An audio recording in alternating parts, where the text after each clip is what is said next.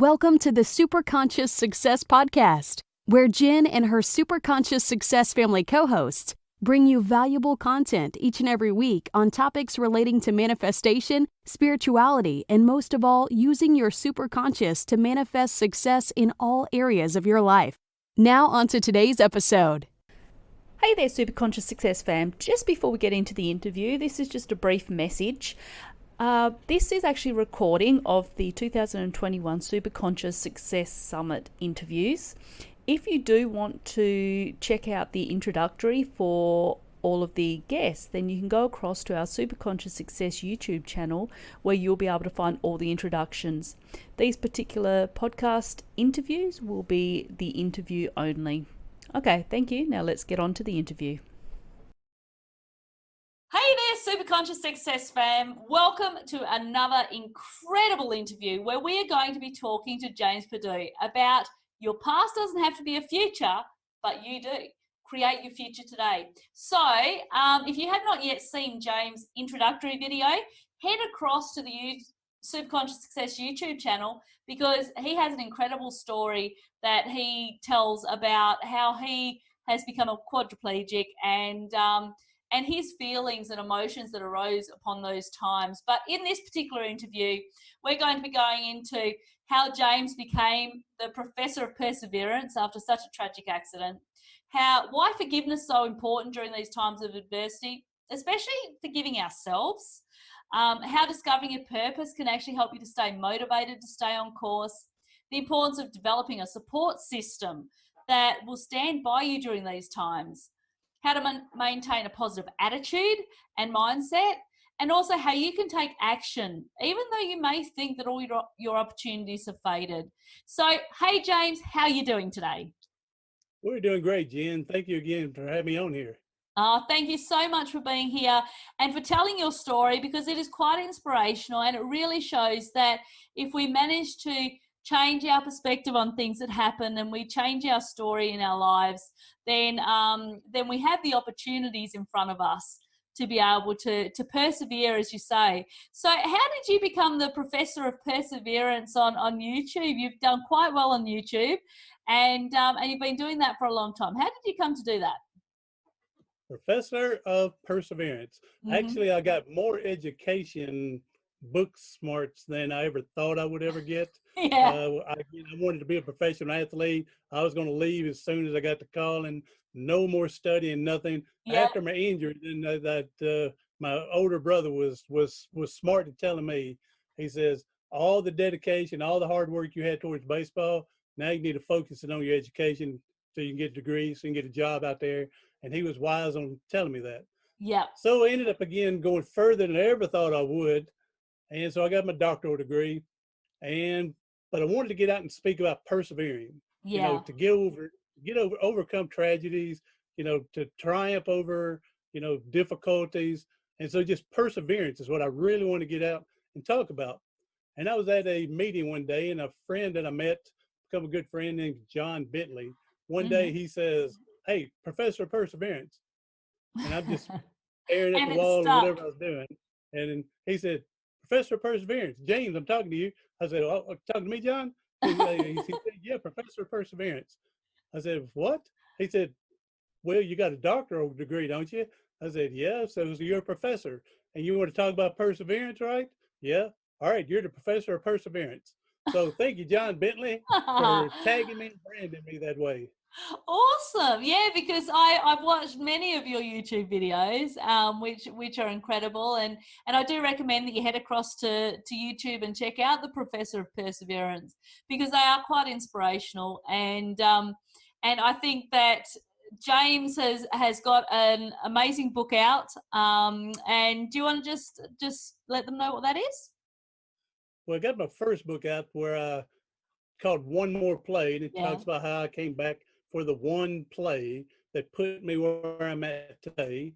So that's just a little memoir of what happened through my life during that time. Yeah. I got a second book out. I tell people I don't recommend the second one. I made it too fast. I got in, someone said, "You need to put out a book every 6 months." So I went in and put one together, and then I go, it's a book, but I wouldn't recommend it. But actually I said that to somebody else, and they said, "Well, James, I thought it was pretty good." I go, Yeah. oh, okay then. See, there's Then I got that a third. perspective thing, James. That's right. That's right. So the third one that came out is about the cancer scare that I had, and Yeah. so it's basically what it is a journal Mm-hmm. kept from day when I was told I had cancer to the end of it, and so basically it's a journal. It says week 1, day 1, September 29th, and whatever happened during that day, who I talked to, then week 1, day 2, September 30th, whoever I talked to, so it's just basically a journal from Yeah. there on everything. So and it was pretty fun to put together, especially with the miracle and blessing at the end of it. Yeah, and I think that's the thing. Like, you've been through quite a lot from the tragedy of the accident, the cancer scare, and but now you have managed to actually push through it. Now you've excuse me, and now you're actually talking to other people about how they can actually change their story and to reprogram. So let's talk about forgiveness. Forgiveness is really, really important. And when you go through something like that, you keep telling yourself the same story. You keep blaming yourself for what happened. How I assume that during this time, were there moments when you just wish that you hadn't have gone back on that field, and where you found it difficult to forgive yourself for that? And the thing is, we're taught as we grow up, whether people are biblical or spiritual or whatnot, Mm, or if you just want to say respectful, we're taught as we grow up to forgive other people. yeah, All right, we're taught to forgive other people. They make mistakes, they hurt us. Forgive them. People say don't let them live rent free in your yeah. brain, Mm-hmm. because thinking too much of how they wronged you. So we're taught to forgive other people. But then it started hitting me one day. We need to forgive ourselves Yeah. just as much or more Mm-hmm. than forgiving other people, because we're the ones that wrong ourselves more than anybody else wrongs us in life. Yeah. We Mm-hmm. make the stupid mistakes, the illogical mistakes, we make the goofy mistakes, and then instead of living in those mistakes, we learn from it, build onto it, forgive what happened, what we did, and move forward. Yeah. And don't ever fool yourself.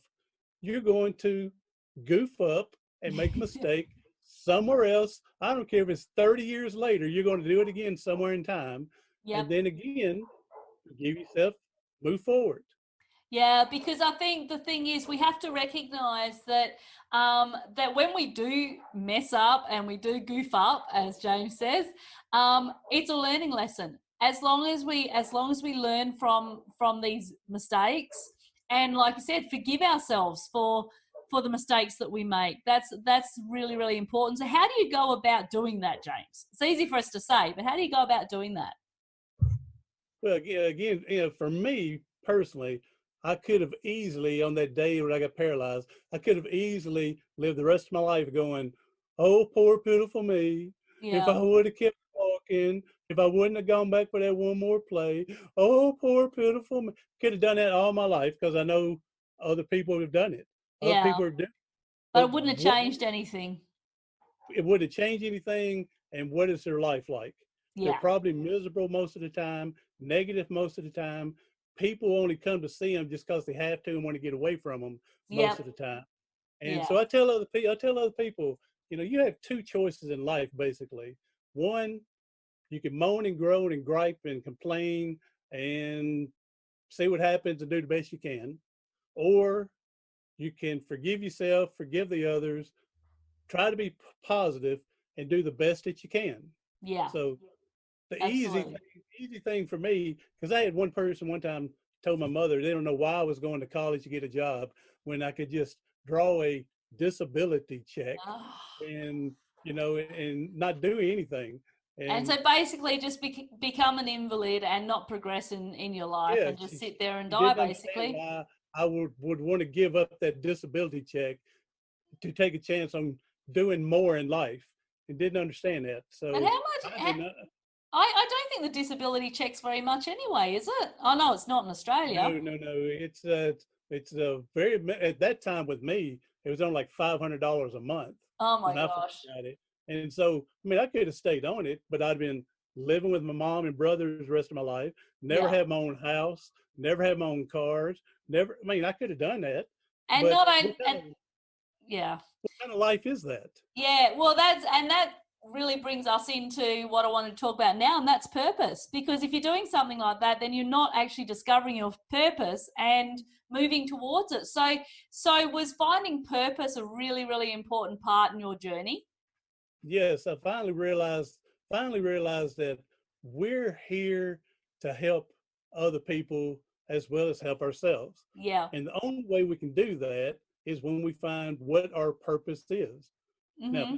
some people may not find a purpose until 3 years before they die. Who knows? Yeah. Some people find it early in life.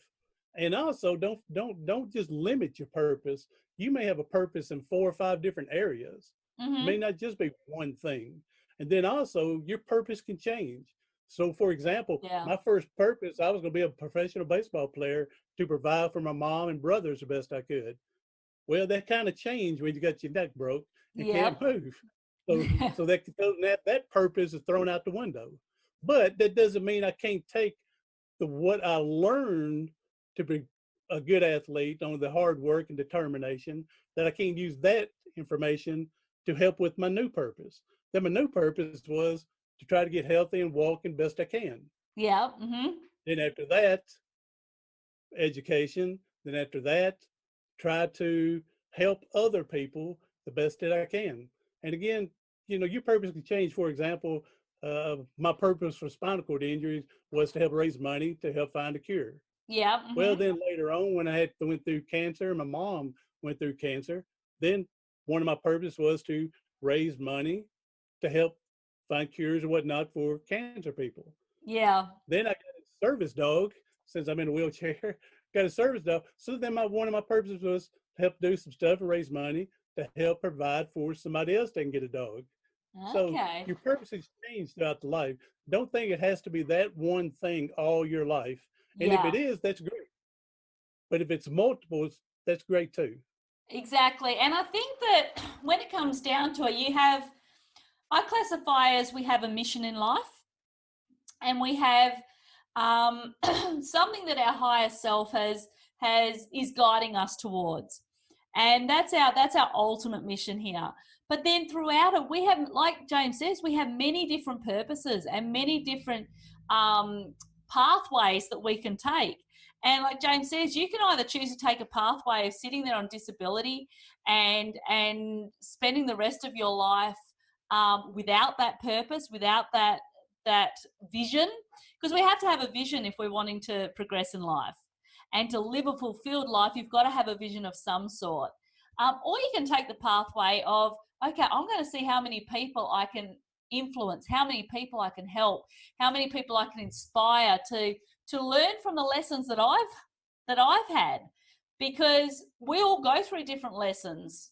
And if we can help other people move through those lessons or even avoid them in many situations, then that's a pretty good purpose. Hey, James? Yes, it is. Hey, and two things here. I could have easily, like I said, you got two choices in life. So the first one, I could have easily, like I tell people, laid in bed and have someone water and feed me all the time. And then I could be watching their TV show because they're changing remote because I couldn't do it. And so Yeah. I could have easily done that, but instead taking the hard route and see what you could do in life to help other people. And here's the second thing.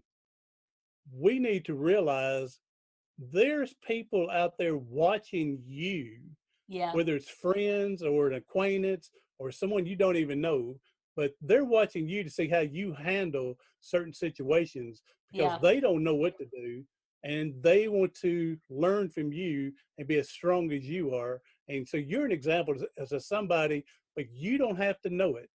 No. Somebody's watching, have no idea they're watching. They may or may not ever come and tell you that you are an inspiration to them, but no, somebody is taking your example and using it to benefit their life. Exactly. And I know the amount of times that I've looked on YouTube to try and find somebody that has the answer to what I'm looking for. and to at least give a little bit of inspiration as to something I'm needing an answer to. And and I mean, that's when you need to also delve deep too and figure out within what you really are guided towards. So I believe one of my purposes is connection, because I believe that we can do so much more as part of a team than we can individually. I believe if we connect with our higher self and we connect with each other, then our consciousness is going to expand. And I also believe in the whole concept of support systems. And so I would believe that during a time such as this, when tragedy strikes, a support system is really important. So how was your support system during this time, James? What's the old thing? One thing the Bible talks about: iron sharpens iron. Yep. So people working together to help benefit each other, to help benefit others. Yeah. We don't have all the knowledge in our own head, but that doesn't mean somebody else that you meet and talk with has something that you never thought of. Yep. Again, I never thought of Professor of Perseverance. John Bentley brought it to my attention. Yeah. And now I thank him for it, and I stole it, and that's what I use. And so, what's the old saying? I forgot who said it. I don't know who said it, but he made a comment that if you're the smartest person in the room, you need to hang around with new people. you're in the wrong room. Yeah. So which means you need to go into a room where you're not the smartest, so you can learn from them. Because if you're the smartest, you're not learning from the other people that doesn't know. That was probably something Napoleon Hill had in his book. Actually, it would have been something like that, because he talks about masterminds and the importance of collaborating with people that are a little more advanced than what you are, or that have been through the experiences you're wanting to experience. So it was probably somebody like him that said it, but I do agree with it. And I think that if we're in our comfort zone and we're sitting in a place where, we're the smartest and therefore we know everything, and it's like, but what are you going to learn from it? Because if you're the smartest there, then you've got nothing to learn. Exactly. So you got to be around people that are going to teach you as much as you want to teach other people. Yeah. And so your support system, you obviously had your mum and you had your brothers and that sort of thing, but what role did your support system play during that time?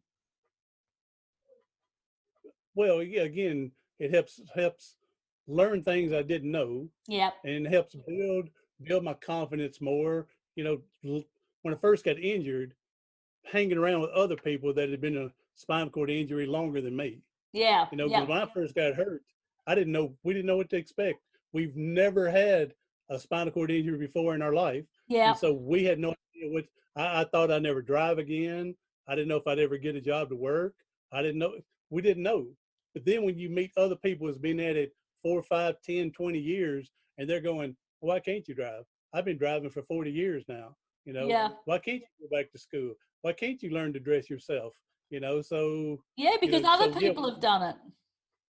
Exactly, other people have done it, and then and you got to learn that depending on your qualifications or whatnot, because if someone's worse injured than me, they can't do what can, but that doesn't mean they still can't learn stuff and help educate other people. Yeah. So exactly. So that's the thing again. Be with people that's been through stuff that you're going through. Whether again, go back to cancer. I hung around with other people, organizations, associations that talk about cancer, so I can know. So when I'm going into with the doctors, I'd know the right questions to ask on what's going on, and then what to expect out of certain things. So that's the main thing. Again, whether it's masterminding or whether it's just trying to get through today, be with other people that's been through it and they can teach you, then you're going to teach other people later on. Absolutely. And that's why there's so many amazing support groups out there. And if you are going through a tragedy or an adversity or of some kind, then definitely reach out and try and find a group of like-minded people that that can inspire you, that can teach you, and that you can resonate with on the same level. It's important though when you do participate in such groups that you try to avoid people that are in the pity me mentality, because then it can actually drag you down to that space. And I'm sure James would agree with that, because as he says, it's about positive mindset, and it's about changing your story to one that is going to benefit you, as opposed to one that is living in the past. So what do you have to say about that, James? What's the saying again? Misery loves company. It does, And yes. so when someone is that negative and that, oh man, they Drains want you to be with them. They Yeah. want you to come down to their level because they're unhappy and they don't want anybody else to be happy around them. Yeah. So for example, in my book with the cancer, I had this one friend, we've been friends for 40 years, but I was going through this. I knew that I needed to stay positive. I need to hang around with a bunch of positive people. But this guy here was negative, negative, negative. Everything was all about him. And so I'm not saying you got to kick people out of your life forever. Again, we've been friends for 40 years, but I kicked him out of my life for that 4 months. Yeah. Until, again, everything came out great. Yeah. So I wouldn't have to deal with any negativity, that negative vibe interrupting my positive stuff. Exactly, because the thing is, especially when you're trying to heal in any aspect, you need to make sure that your vibrations are as high as possible, because source is there to help you to heal. And the thing is that if we are constantly bombarded by people that are telling you, oh, how depressed are you? And oh, this must be really tough. And oh, this and this and this. It doesn't lift you up. And all it does is it makes you question yourself. And as James says, it's about the positive mindset. And if that means that you have to eliminate somebody from your life, and that can even be family. I've had family that I've had to actually separate myself from because it was just negativity. I've walked out of Christmas functions because all they were doing was being negative. And I'm like, I do not need to be in this space to be hearing nothing but complaining and so yes, I totally agree with you, James. You need to be wary of your support system and know that your support system is strong, so that we can then continue to build on our positive attitude and our positive mindset, especially when you go through something like this. Many will take on a victim mentality, and to be able to move through that victim mentality to have a positive attitude. How do you go about doing that, James, rather than feeling sorry for yourself and feeling like a victim? And we don't want those negative people or negative aspects to ruin our mojo. No. So we want our mojo to keep running, flowing free. And just like everything else, people don't get overweight or underweight in a day.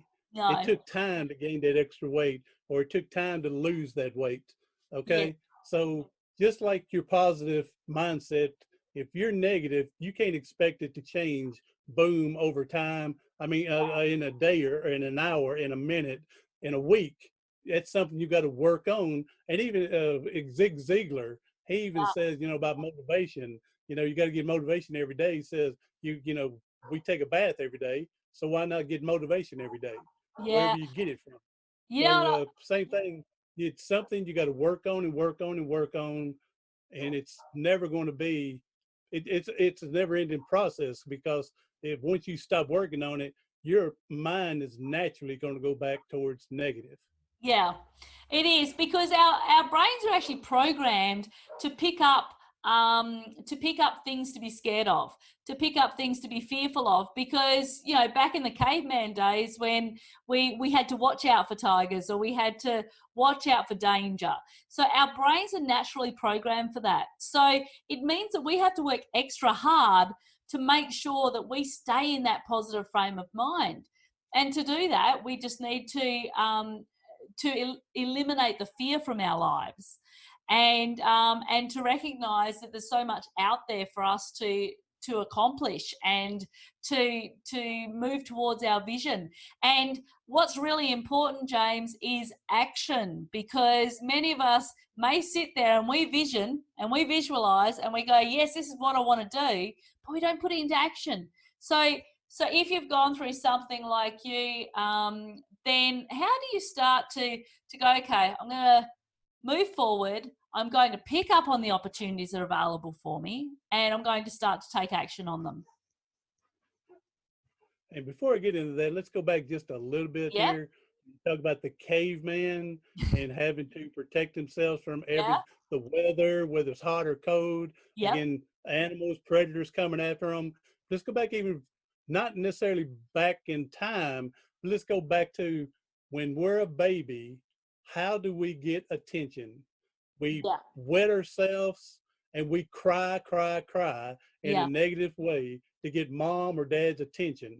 True. We're hungry. What do? We cry because it's a negative response again. Mom and dad don't know why you're crying, so here they are coming again.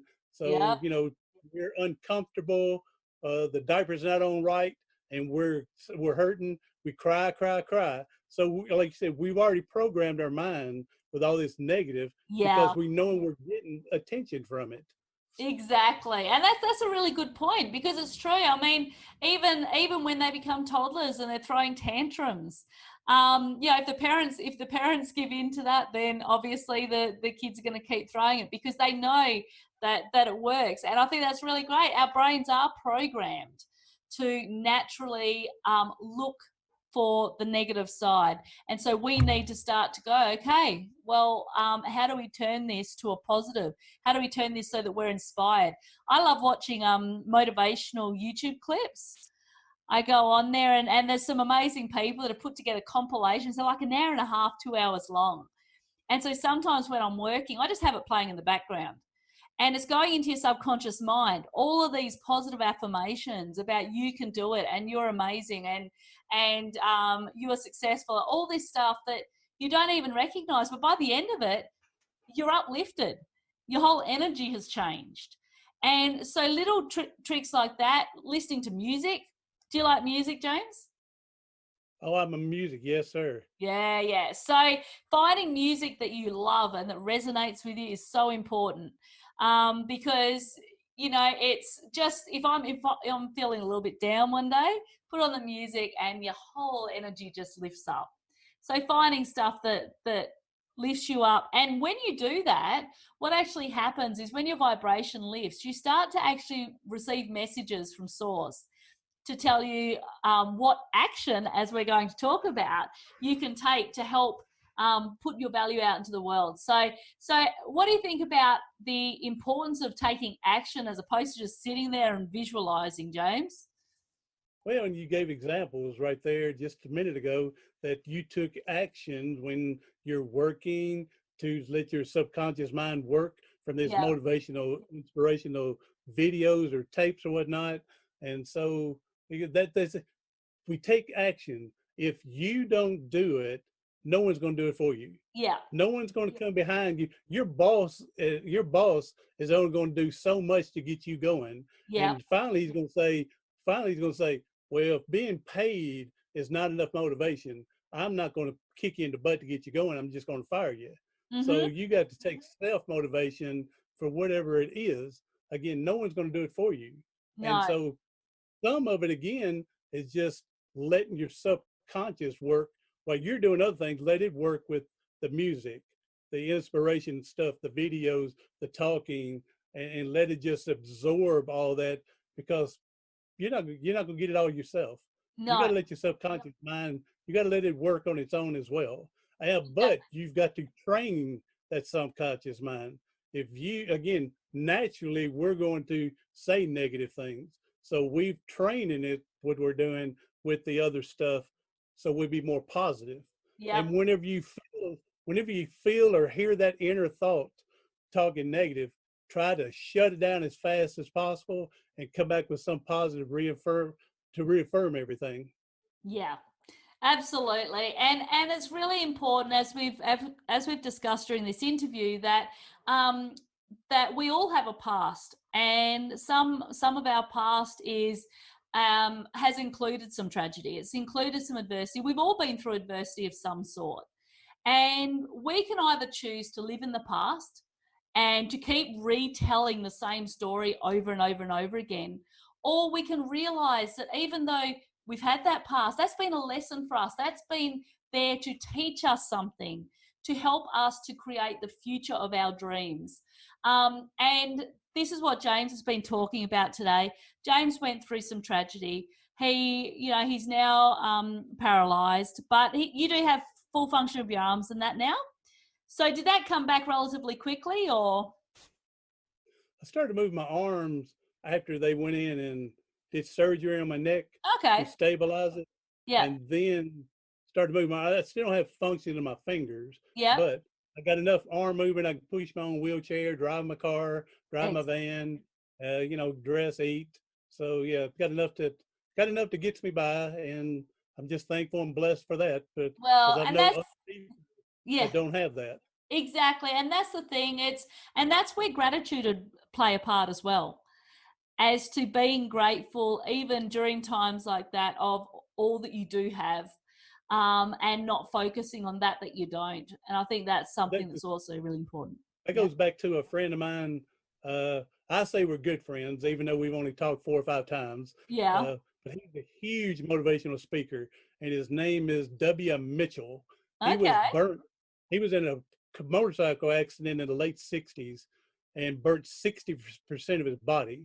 Wow. Face was burnt, lost all of his fingers. He just has mittens for hands, basically. Okay. And so after doing all the burn sessions, getting forgot what they call, where they regraft the good tissues onto your burnt one. After all that, 4 or 5 years later, he was learning to fly this plane. These planes. He had some people on there with him. Something wasn't going right, so he come back to land. And when he landed, it kind of bounced on the landing pad, and so everybody got up and got out of the plane. And where he went to go get out, when it bounced, it broke his back. Oh no. So when you say we're all going through something, he's been, to go through one huge tragedy in your life is bad enough. Here he is, the man's been burnt 60% of his body, and then years later, paralyzed from his waist down. Oh, geez. He says the name of his book is "It's Not What Happens to You, It's What You Do About It." Exactly. Is the name of his book. Yeah. And what his big motivational quote that I use for everybody, W. Mitchell says, "I used to be able to do 10,000 things. Now I can only do 1,000. Oh no, I can only do 9,000. I don't concentrate on the 1,000 I can't do. I concentrate on the 9,000 I can do." Yeah. And so, like I said, we got to be grateful for what we do have. I mean, things could have been worse when I got paralyzed. I could have died. Yeah. And so I'm grateful for what I do have and the people that's around me and, in life and everything as well. Because I sure wouldn't be successful if it wasn't for that support system. Exactly. And of course, I'm sure you're grateful for all that amazing snow that's coming down tonight. So yeah, I'm grateful that it looked good and I'll be indoors. Yeah. But I feel bad for the people that have to get out and travel in it. See, I love that. You have turned it around to being grateful for something, because I know that you're not a massive fan of being out in the snow. So I was just testing you to see how you turn that around. So good job, James. Fantastic. I'm actually really looking forward. You're actually in the middle of creating a course at the moment. And what is that course going to be called, James? Well, it's going to go with your past doesn't have a future and create your future today. So I'm coming up with a mini course. I've Yep. already got the slides done. I just need to go back and read and narrate everything. And then also working on a book to go along with this. And the book, again, Your Past Doesn't Have a Future, but You Do. And so we're going to get all this packaged up and hopefully have things completed in the next month here. That's fantastic. So And I'm really looking. it gives me a purpose now to get this done in a month, and Yeah. it gives me to take action to get it done now. Fantastic. And I know that you'll do it, James. You're the professor of perseverance after all. You're going to persevere with this, right? Hey, I got a funny one here. I don't want to take all your time, but I don't know if do y'all have a Popeyes chicken place anywhere? No, we don't have it, but I've heard of it. Yes. Yeah, Popeyes, Popeyes, Popeyes. Yeah. Chicken. It's real good chicken. I like it. One day I was passing through where I live, and I looked over at Popeyes, and the EYES, the lights were off. I don't know why, but they were off. But the POP was lit up. And so I stopped to take a picture of the POP, and I said, look, even Popeyes is advertising for the professor of perseverance. That's great. Oh, good job, James. Thank you so much for joining us today. I've really loved speaking to you again and talking about this story, because you truly inspire me, and I'm sure you'll inspire many others out there to turn their adversity and whatever they've gone through, and to turn it into something positive and something that fulfills their purpose. So thank you so much for joining us and sharing your story today. Well, Jen, thank you for having me and blessing me with you as well.